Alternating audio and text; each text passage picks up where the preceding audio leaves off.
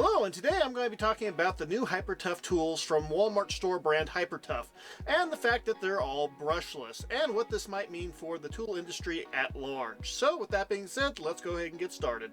Okay, first up we have their entry-level 3/8 brushless drill. This is going to be coming in with a price tag of $30 and is going to give you 250 pounds of torque, 18 settings on your clutch plus the one drilling setting, and it's also going to have the no-load RPM rating of 800. So it's a fairly basic and affordable drill. It's definitely going to be a great option for people who live in apartment complexes or are doing light-duty work on, say, disassembling and assembling furniture, power tools, or that sort of thing. So it's probably going to be an excellent tool at an excellent price.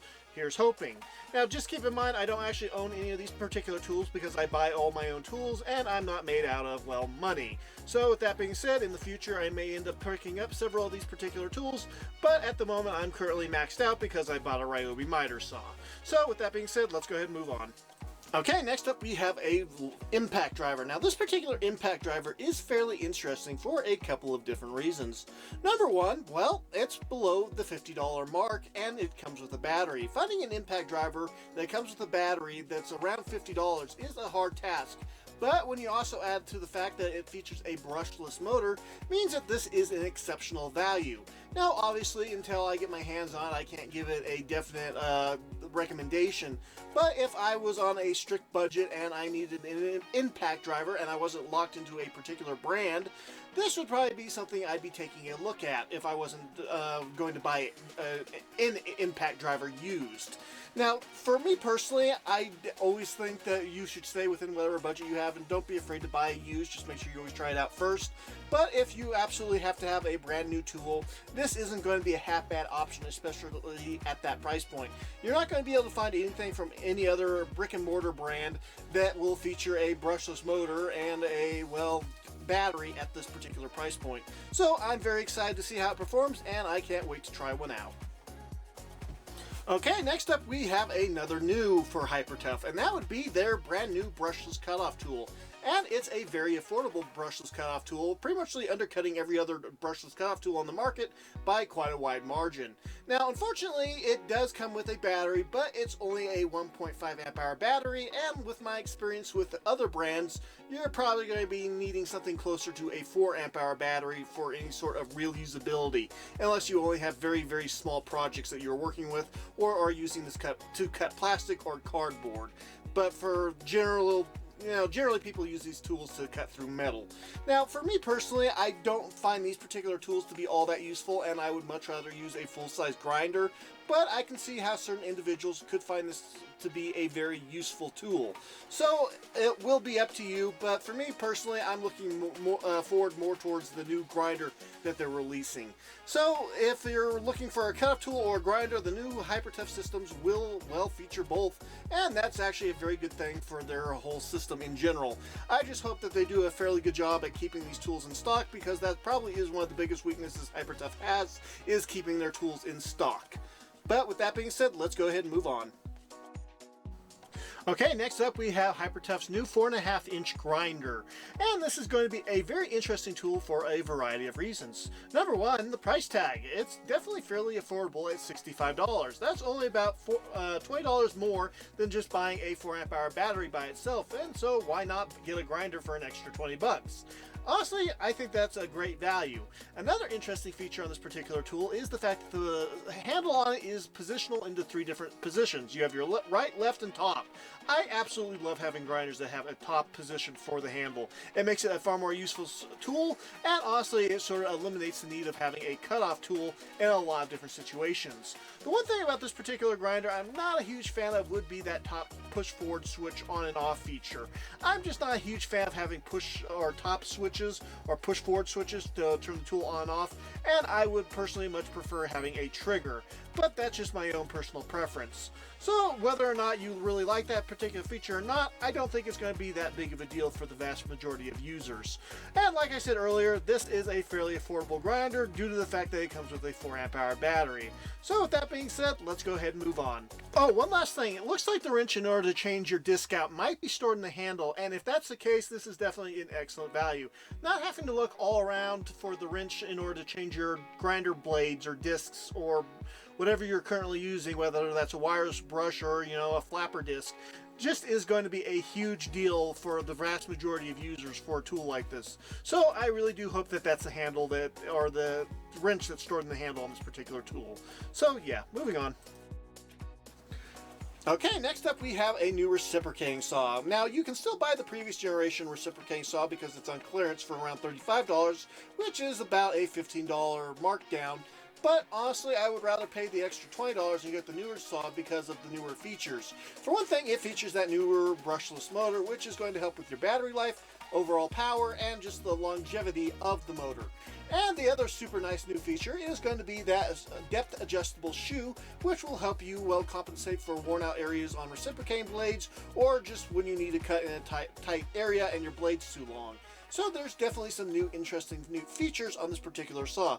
Also, I just like the previous, I do own the previous generation saw, and I actually liked it quite a bit. It's definitely not a heavy duty saw, don't get me wrong, but for what you're paying, it definitely has some nice little features, such as the quick change blade clamp that is on the rod rather than on the side with a lever, which I think is a bad design, and so this definitely has a better design than other brands.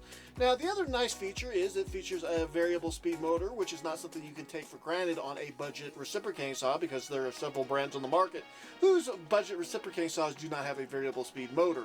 And when you are cutting through metal, that is very important to have. So this is definitely looking to be a very promising saw. And at $55 in price with a 2 amp hour battery and slow charger, that means that you can start your project without having to buy another battery and charger that will cost you another $30 to $40. So this is definitely a worthwhile option to consider if you are in need of a reciprocating saw.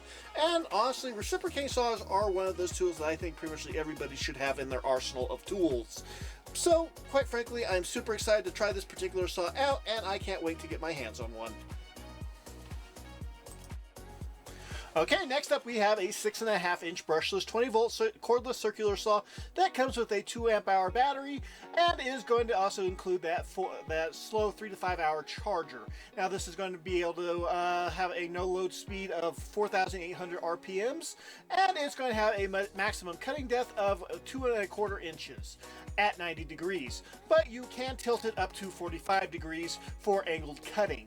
Now, this is definitely going to be a decent option for the average DIYer who isn't too crazy, but there is definitely one downside with this particular saw, and that would be that it doesn't come with a cutting guide or a straight guide, or, you know, the little piece that hangs off the side so your cuts are straight.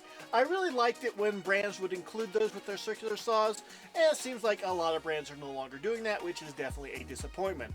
One good thing, however, though, is it does come with the vacuum adapter to help keep your cutting area a little bit cleaner when you're working. So that is a nice change from several other brands on the market.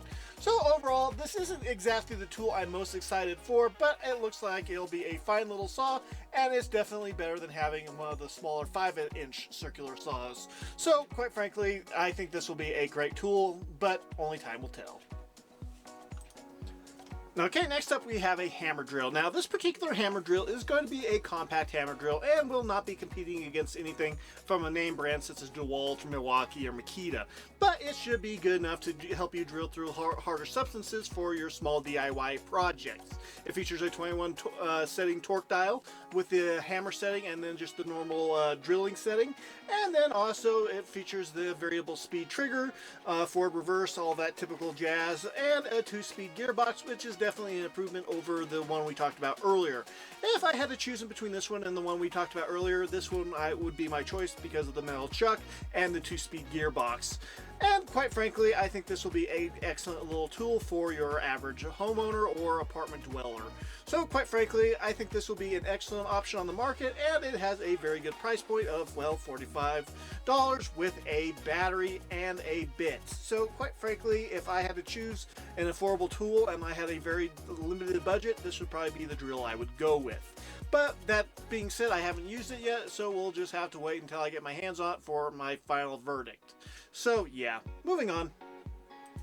Okay, next up we have not one, not even two, but three new impact wrenches. And, well, that's quite an interesting strategy from a budget brand. Typically, budget brands will give you a single offering in this tool category, and it will be 3/8 and have around 300 pounds of breakaway torque. But Ryobi has decided to give us three different half-inch models that feature several different ratings of torque. And, well, quite frankly, it's definitely an interesting strategy. They've also decided to give us three different speed settings on each one of these particular models, which is something that you typically only find on more expensive tools. So I'm very happy to see that there's some innovation going on in this price category. Now, the first model is going to come in at $60, and it's going to give you 350 pounds of breakaway torque and comes with a 2 amp hour battery. So it's definitely a lighter weight tool here. The next model up from that is going to come in at $80 and will produce up to 550 pounds of breakaway torque and comes with a 4 amp hour battery and still features the 3-speed controller that the cheaper model and more expensive model has as well. And then the most expensive model comes with a 4 amp hour battery as well and can produce up to 900 pounds of breakaway torque with a $100 price tag. So it's definitely a little bit more expensive, but is going to give you quite a bit more power. So whether or not you need the cheaper model for basic maintenance, or you need something for quick and heavy duty work on larger vehicles, you have quite the different options to choose from with these impact wrenches. So quite frankly, I'm very excited to see how these perform in the field, and I definitely think this is a tool to have on hand, because if you've ever been changing a tire on the side of a busy road and broke your tire iron, you're going to wish you had one of these in your vehicle. So with that being said, let's go ahead and move on. Okay, next up we have a new inverter. Now, HyperTough already had a 150 watt inverter, but this particular model features some interesting new upgrades. And probably one of the biggest new upgrades would be the lower price tag. Now, the previous model cost $58, and this new particular model is going to cost about $45. But with that being said, there are definitely some very worthwhile upgrades on this particular model, even if you bought the previous model. For one thing, they've upgraded the light on the tool to a fold-out light, which will help you get the light where you need it without you having to rotate or turn the tool or prop the tool on something. Definitely a very nice new design. There's also a carrying handle, and it will also feature 3 USB ports, 2C, 1A, and one of the USB-C ports will also deliver 65 watt PD delivery, which is going to be super useful if you have a small laptop or smartphone that can take advantage of that higher power delivery setting. So this is definitely going to be a very interesting tool, and I really want this particular tool, even though I don't have very many HyperTough batteries. I might have to look at getting an adapter in order to use this particular tool with other batteries because of how much I like this design. So honestly, I think this is going to be a very worthwhile tool for a variety of people, especially in emergency situations, or if you live somewhere where natural disasters are a regular occurrence. So quite frankly, this tool is very interesting and I can't wait to test it out. And that is about it for the new 20 volt tools from HyperTough. Except for their new 4 amp hour battery, which features a USB-C port and a USB-A port, which is a very handy feature to have, especially if you're in an emergency situation and you need to find some way of powering, say, your smartphone or tablet, smartwatch or camera, you name it. If you can plug a USB port into it, it's a super useful feature to have on a battery for your power tool, because that means that you can use your power tools in more situations. So I applaud HyperTough in going this direction, and I really hope other brands start implementing this on their batteries as well. Mainly looking at you, Ryobi. Now, with that being said, let's go ahead and talk a little bit about what these new tools might mean for the market in general. The fact that these tools are around the $50 price tag, and they are featuring some premium features that you typically only see on tools above $100, or in some cases above $150, means that this will hopefully finally get some of these other manufacturers out of the same rut that they've been stuck in for the last 2 to 3 years, and that would probably primarily be manufacturers such as TTI. I love my Ryobi tools generally, but over the last 2 to 3 years, I've definitely noticed a little bit of a drop in quality, and definitely a major drop in the amount of features that are included on the tool, and an increase in the price tag, which has not made me a very happy camper as of late. Now, don't get me wrong, Ryobi will still release very good tools at a decent price point, and a lot of their more expensive tools work extremely well. I'm not saying that they're a horrible brand and you shouldn't take a look at them, but when it comes to their more budget tools, they're not really budget anymore. They're more like a mid-tier ripoff, and I hate to say it, but there's a lot better options on the market. Look at Bauer, look at Skill, look at HyperTough now. If you're in the market for a budget tool, there are other options to consider. And Ryobi's brushed tools are going to set you back around $100 with a battery and charger if they don't come with one, and a lot of their tools don't come with one. So honestly, there's definitely some downsides here. Now, Ryobi still has a much larger tool lineup than HyperTough. It's easier to find their tools in stock, although Home Depot's website is atrocious whenever you're looking for a particular product, and Home Depot really needs to work on fixing their website when it comes to searching for particular products. But as it stands right now, I really think that Ryobi has just been really lacking, or TTI I should say, in the innovation department on their more budget tools. Brushless technology isn't new at this point, and honestly, it really should have replaced brushed technology almost completely by this point. Now, I'm not saying Ryobi needs to go out and discontinue all their budget tools and release brushless versions, although if they want to do that at a reasonable price point and include batteries, I'd be very happy to see that. I'm just saying that start moving your company towards, well, I don't know, more innovative designs, coming out with new kinds of tools at an affordable price point for people who need more particular tools. There's all kinds of tools out there that have not really been invented or used in specialty fields that could be, well, used across different industries if you would only release them at an affordable price point. But with that being said, as it stands right now, I think HyperTough's new tools are definitely going to hopefully move the market in the right direction for the customers and consumers by being higher quality and having features that are more premium, or at least are the modern day features that you should be expecting at this price point. So with that being said, we will see you all next time, and God bless.